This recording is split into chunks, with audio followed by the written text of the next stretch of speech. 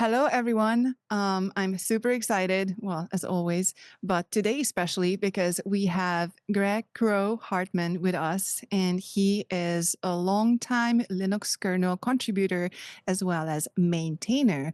So today we will dig into the Linux kernel community and ecosystem a little bit, and we will look at it from the perspective of corporate involvement.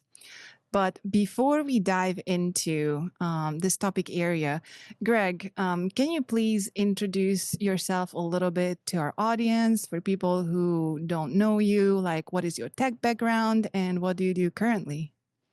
I'm a Linux kernel developer and maintainer. I've been doing this since the late 90s, so I'm one of the later people. I work with other people who've been here longer. I got involved with Linux from the driver point of view. I used to do embedded development. I did printers, I did barcode scanners, and I worked on the USB specification. And then Linux didn't have a USB specification, or worked with USB at the time, and I started helping out and contributing that way. And then ended up doing more Linux work. But I started from the embedded world. So drivers, devices, really tiny stuff.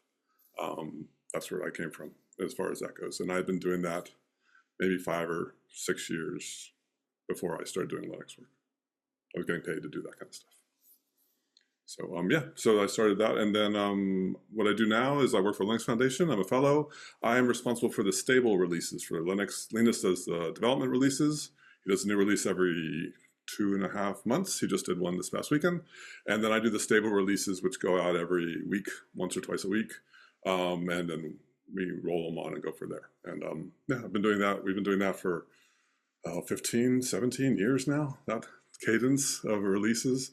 Seems to work pretty well. And we got a good development. I'm not the only stable maintainer. I have some help along with that.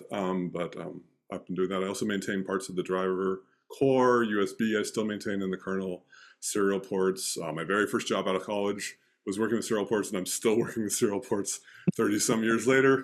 They'll never die. Yeah, so lots of devices, lots of device type stuff. That's what I work on.